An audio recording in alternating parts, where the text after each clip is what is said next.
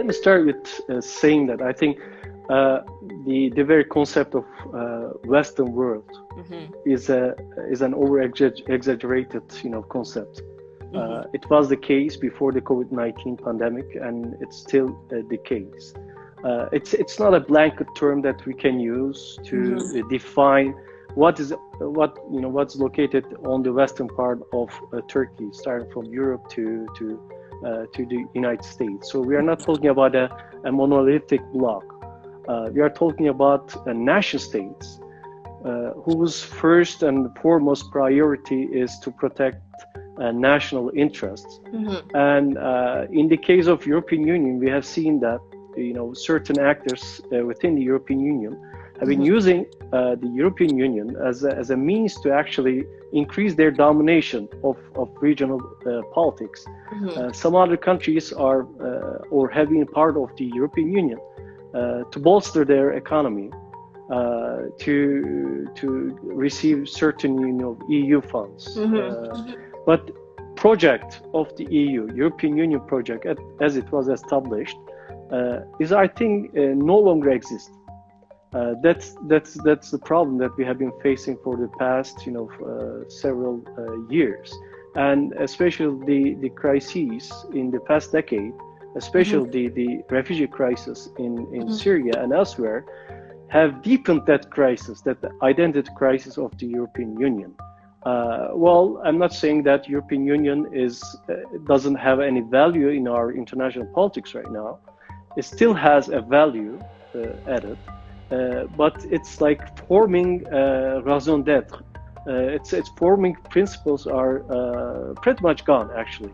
And COVID-19 pandemic has also shown us that what was the one of the main components of the European Union was the borderless continent, right? Borderless Europe, the Schengen area.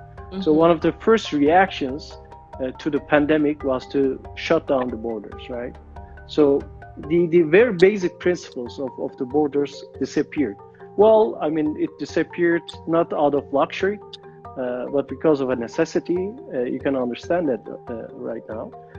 However, that principles that we are talking about, the solidarity, for example, I mean, the main mottos of the European Union, one of them is solidarity.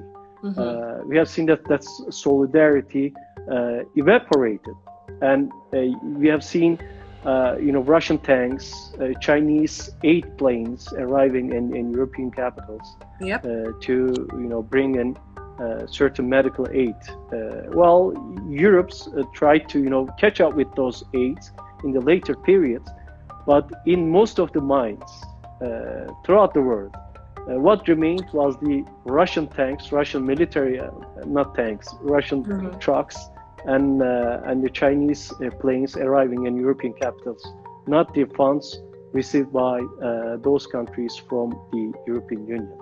So I think we are questioning the very nature of the European Union at this moment, and it has less to do with the COVID-19 pandemic and more to do with its structural problems. If we take the question to one step further, and from the European Union, and talk about multilateralism in general, I think we are also having serious problems with our understanding of multilateralism. We have seen in the past decade, especially, or decade or so, multilateral institutions fail to deliver. Again, their raison d'être. Starting from the United Nations, I mean, in our case right now, in the issue at hand, World Health Organization. I mean, the whole organization is established and reformed. Absolutely. To cope with a pandemic like this, right? A global crisis like this. And if you take a poll in everywhere in the world, maybe China with the exception, you would see that the public opinion is quite against the World Health Organization, and you would see that many people around the world see World Health Organization as a failed organization. Why? The answer to the why question, I think, will also answer your question. Why are we, questioning European Union, the other unions, the other, international organizations? There are structural problems that they have been facing for a long time.